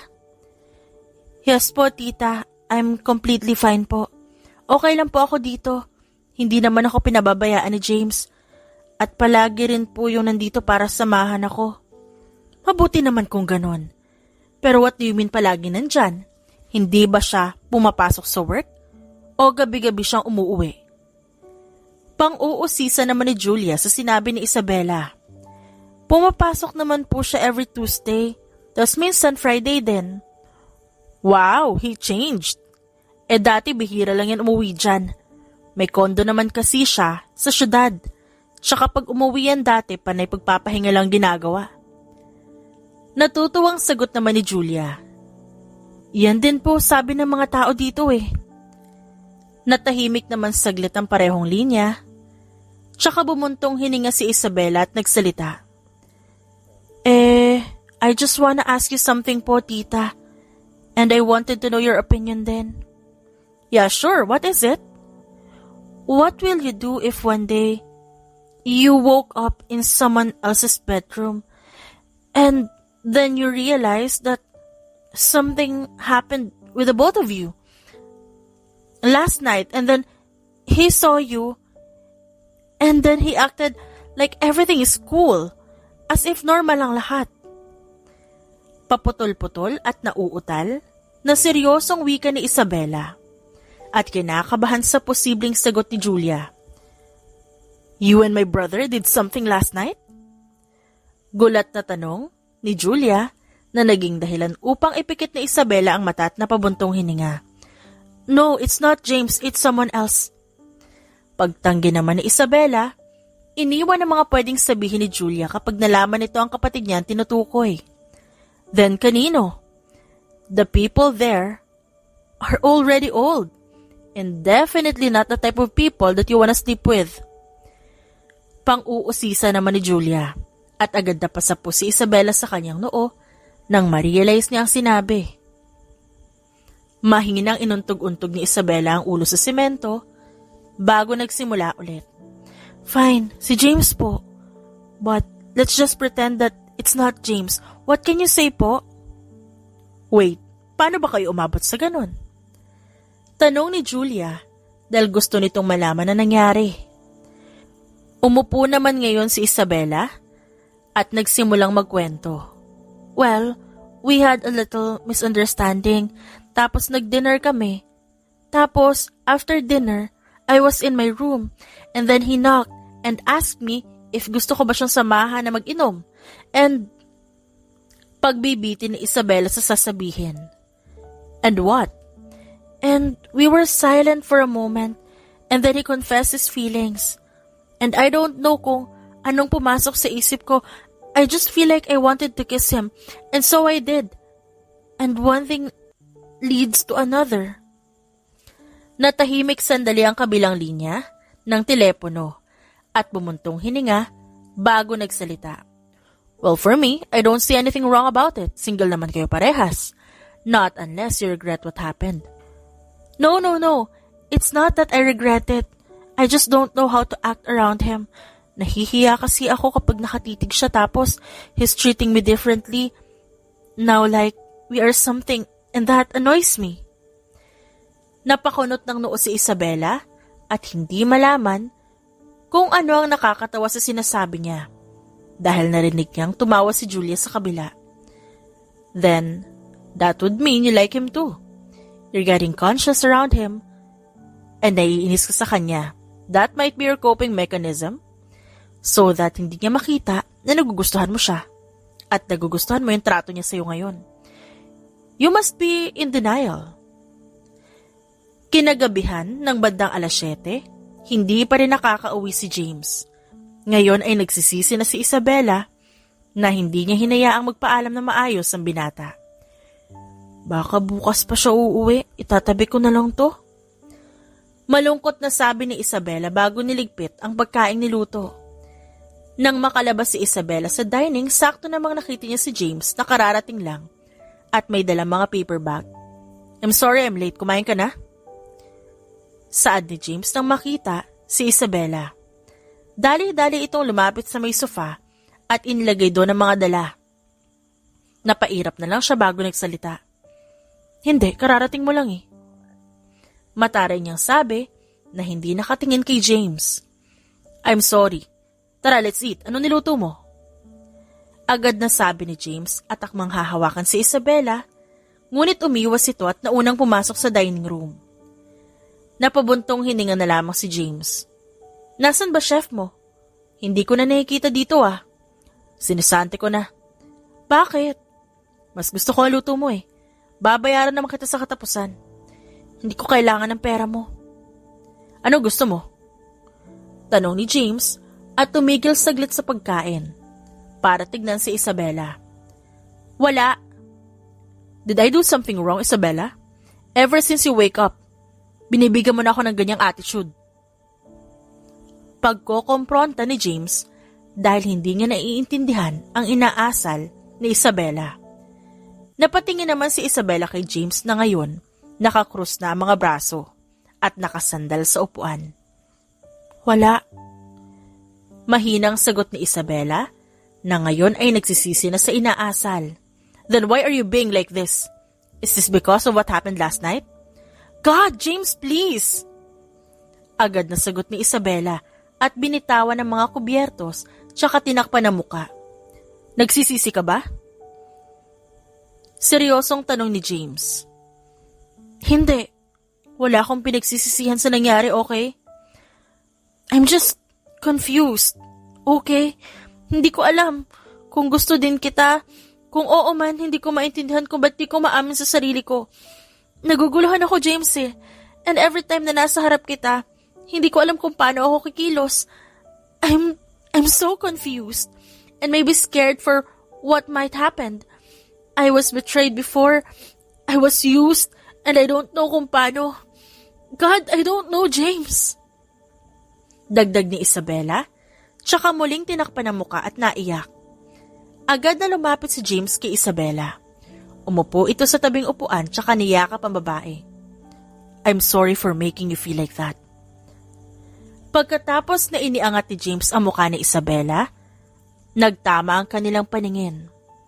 I'm sorry kung napapressure ka ngayon. You don't have to be. I can wait, Isabela. Whenever you're ready. I am serious about you and I'll do whatever it takes so I can make you mine. Kahit pa gaano katagal bago mangyari yon, so please, stop doing this to yourself. Kasi kapag sigurado ka na, kapag handa ka na, kusa mong mararamdaman yon. Pagpapatuloy ni James sa kanyang sinasabi. Hinalikan pa muna ni James si Isabela sa noo, tsaka ito muling niyakap at pinatahan. I bought you some clothes kasi masyado na maluwag ang mga dala mo. Agad na sabi ni James bago nito pinulot ang 3 malalaking paper bag at inabot yun kay Isabela. I also got you a phone. Nakasetup na yan para makahingi ka ng update sa kapatid ko. Wala akong number ng telepono niya sa office o sa bahay. Phone number lang which is nakalagay na sa contacts mo. Dagdag pa ni James at ibinigay kay Isabela ang paper bag na may lamang cellphone. Is that why you're late? Tanong ni Isabela nang makuha niya ang cellphone. Yes, medyo nahirapan kasi ako maghanap ng undergarments mo. Sa isang bag, nakita niya ang tinutukoy ni James. Napatingin naman agad siya kay James na nakataas ang kilay. Napapansin ko kasi lately na wala ka na suot na bra. So I thought baka hindi na kasya sa'yo pati yung, you know. Paano mo nalaman ang cup size ko? Is it important? Tanong ni James habang ang kamay ay nasa bulsa ng suot na pantalon. Wag na, parang alam ko naman ang sagot. Kinabukasan ay nakatanggap ng tawag si Isabela mula kay Juliana. Ibinalita nito ang unti-unting pagbagsak ng kumpanya ni Isabela at tila hindi alam ni Richard kung paano magpatakbo ng negosyo. Nabalitaan din niya na nalubog na ito sa utang dahil sa pagsusugal. Dagdag pa nito, kasalukuyan ngayon nagbebenta ang mga ito ng shares ng kumpanya. Ilan ang share ngayon ni Richard sa kumpanya?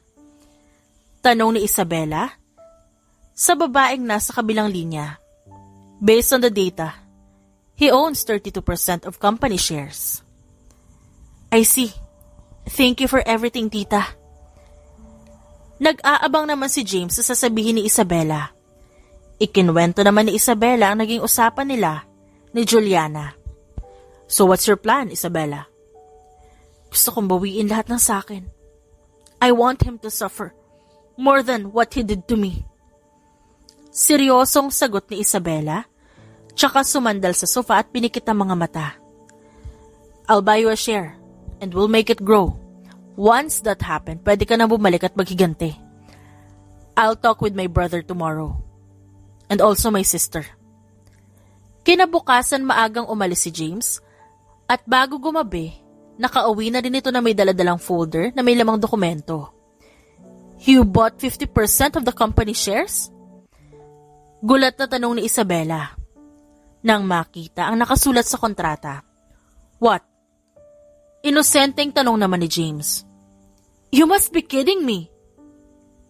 Hindi makapaniwalang saad ni Isabela at hinihintay na bawiin ni James ang sasabihin pero hindi yun nangyari. You should prepare yourself. After 2 months, the company will be having a party and they will introduce all the shareholders of the company. I did use my name nang binili ko ang shares para wala makaalam. But before the party, ililipat ko sa pangalan mo. Saad ni James na ngayon ay may hawak ng kape at nakaupo sa isang single sofa. Ba't mo ako tinutulungan? Seryosong tanong ni Isabela. Is that even a question? Because I want you to be in peace. I want you to have your revenge. And I definitely want you to get justice para magkaroon ka na ng peace of mind. Pagpapatuloy ni James. You don't have to do that, Isabela. Hindi kailangan madungisan ng dugo ang kamay mo para makapaghiganti. Hindi mo kailangan maging katulad niya. Sinisigurado ko sa'yo na makakamit ng mga magulang mo ang hustisya na kailangan nila. Will make his life miserable. Dagdag na sabi ni James, tsaka tumabi kay Isabela upang yakapin ito. Tanging pag-iyak lamang ang ginawa ni Isabela dahil muntik na niyang hindi makilala ang sarili nang dahil sa galit. Kung wala si James sa tabi niya, sigurado ngayon na napatay niya na si Richard. Masyado siyang nilamon ng galit na ang tanging alam niyang paghiganti ay patayin ng lalaki. Pinagmamasdan ni Isabela ang refleksyon niya sa harap ng malaking salamin. Sumeryoso ang tingin niya sa sarili. Noong huling tinignan niya ang sarili, halos hindi siya magkasya sa refleksyon ng salamin. Ngunit ngayon, may pasobra pa yon. You look lovely, Isabela. Saad ni James at marahang nagtungo sa likod ng babae upang pagmasdan ang refleksyon nilang dalawa. Kinakabahan ako, James eh. Hindi ko alam kung ano mararamdaman ko kapag nakita ko ulit siya. It's almost a year since I last saw him. I'll be there, Isabela.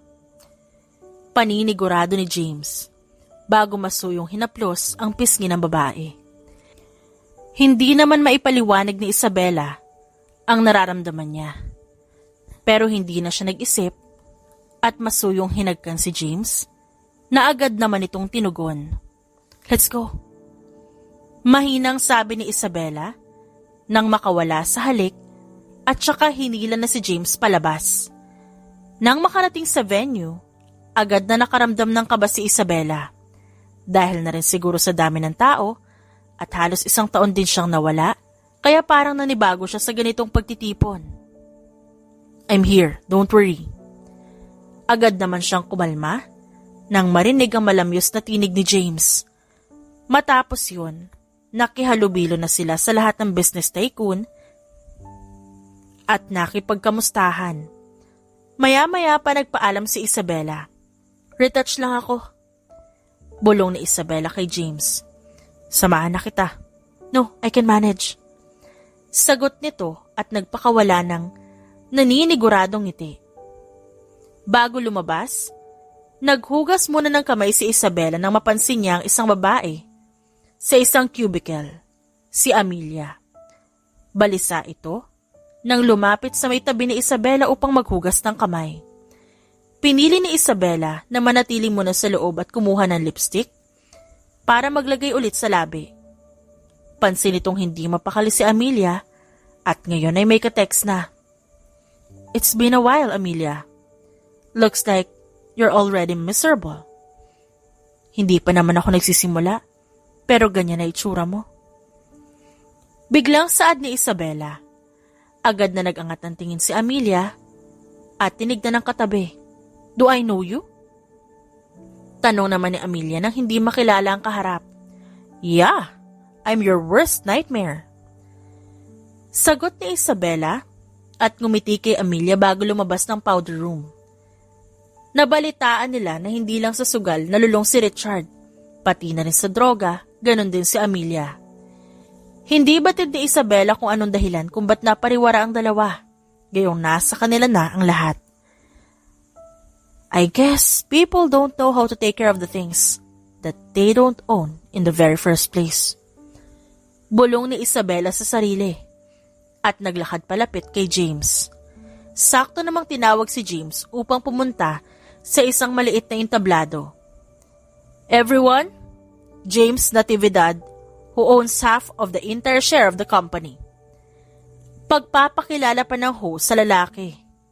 Tanging mga kilalang tao lang ang nandito at hindi ganon karami ang tao. Labag sa loob ni Richard ang pagtitipo na ito dahil pakiramdam niya ay nahigitan siya at parang naagaw sa kanya ang kumpanya.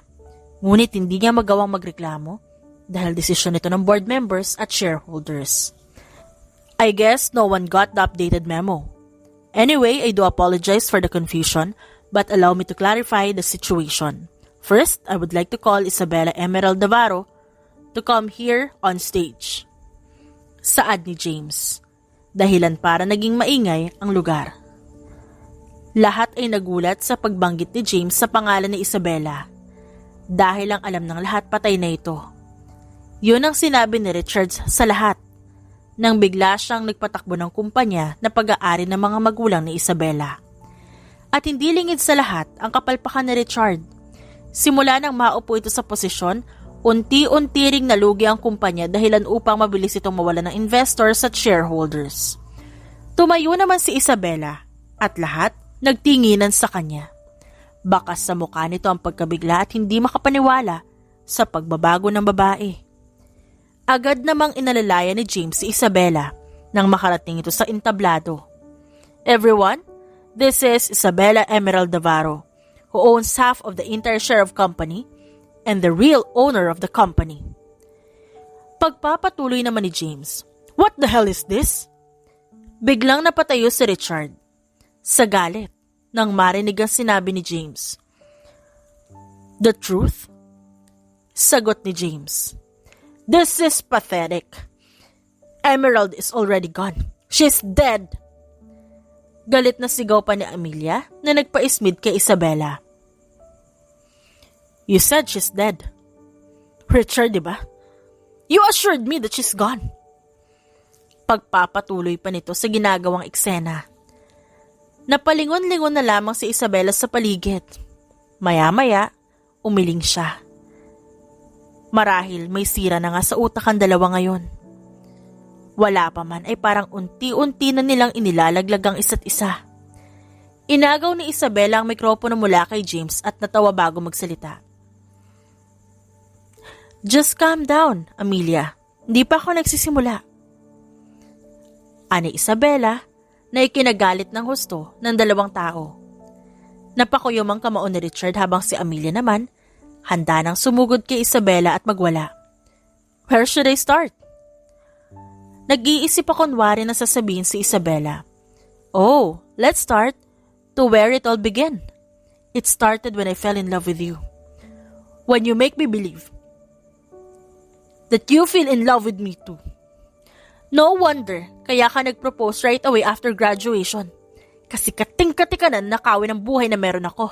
But of course, kailangan mo alisin sa buhay ko ang pamilya ko para madali sa'yo makuha ang lahat sa akin. But unlucky for you, hindi ka na raw nagbabayad dun sa mga inuutusan mong bumaril sa sasakyan ng magulang ko kaya yon, nilaglag ka. Pagpapatuloy ni Isabela sa kwento at hindi na malayo ni Richard at Amelia ang pulis sa likod nila. Agad na pinusasa ng pulis ang dalawa na naghuhumiyaw at parang bata na hindi na pagbigyan sa gusto. Wala kang ebidensya. Ipakukulong kita sa mga binibintang mo. Oh, sure I have. Gusto mo ba makita? Paghahamon ni Isabela at sinenyasan si James upang lumapit sa coordinator at ibinigay ang flash drive na naglalaman ng video ng aktwal na pamamaril at ang pagkanta ng mga inutusan niya. Hindi totoo yan! Sinungaling ka! Sinungaling ka! Paulit-ulit na sigaw ni Richard nang mag-play ang video. Naging mas malakas ang bulungan ng mga tao habang si Isabela hindi kinakaya ang pinapanood at umiyak na ng tuluyan. Kalagitnaan ay pinatigil ni James ang video at maingat na lumapit kay Isabela upang alalayan to. Look at you now, miserable. Sisiguraduhin ko mabubulok ka sa kulungan, Richard, kasama yung lantik na babae mo. Dagdag ni Isabela, tsaka bumaba upang umalis na sa lugar. Ngunit napahinto ito nang madaanan si Richard na ngayon ay nakaluhod sa harap niya na umiiyak at parang nababaliw. Please, Isabela, Emmy, don't do this to me. I will do everything, just don't do this. What the hell, Richard? Nababaliw ka na ba, ha? Tumayo ka nga dyan. Galit na sigaw ni Amelia sa asawa. Just shut up, Amelia. Sigaw pabalik ni Richard dito. Nag-squat si Isabela upang pantayan niya si Richard. You're the one who did this to yourself. You chose this, Richard. Pinagbigyan lang kita. Pinadali ko lang lahat para sa'yo. Sagot ni Isabela bago tumayo at naglakad, paalis kasama si James. Okay ka lang? Tanong ni James kay Isabela nang makasakay sila ng chopper. Tumango naman si Isabela at sinandalang ulo sa balikat ni James. Naging abala ang dalawa sa kaso at matapos ang ilang hearing, napatunayang guilty si Richard at Amelia. Nang makulong ang mga ito, sikretong kumausap si James sa mga pulis at inutusang ipabugbog ang dalawa. Naging magaan ang pakiramdam ni Isabela dahil nabawi niya ang para sa kanya at nabigyan ng hustisya ang pagkamatay ng kanyang mga magulang. Mom? Dad, it's been a while. Sorry po ngayon na ako nakadalaw. But you know what? I finally got my revenge. You guys finally got the justice. Bungad ni Isabela nang maupo sa tabi ng puntod ng mga magulang. Mom, Dad, this is James, the one who helped me and guide me. Grabe. This is unexpected, all of this. He's a godsend. My boyfriend. Pagpapakilala naman ni Isabela kay James sa mga magulang nito. Bahagyang nagulat si James sa sinabi ni Isabela. Marahan din siyang umupo sa tabi ng dalaga. Wala nang bawian yun, Isabela, ha? Seryosong sabi ni James at kinuha ang kamay ni Isabela upang halikan yon. Natawa naman ang babae. Sa wakas, nagawa niya na ring aminin sa sarili ang nararamdaman niya para kay James. Natutunan niya rin bigyan ng isa pang pagkakataon ng sarili upang magmahal. Thank you. Mahinang saad ni Isabela. Masuyo namang hinila ng binata ang leeg ng babae at masuyo itong hinagkan. I love you, Isabela. Malamlam ang mga mata ng lalaki, ngunit punong-puno ito ng umaapaw na pagmamahal. Tinignan naman ni Isabela ang lalaki at matamis na ngumiti bago sumagot ng, I love you, James. Sa muling pagkakataon, nagtagpo ang kanilang labi. Dito ay tuluyang ipinaubaya ni Isabela ang kanyang puso kay James. Marahil nagkamali siya nung una sa taong akala niya ay kanyang Prince Charming. Ngunit ngayon, makakamtan niya na ang kanyang happy ending. The end.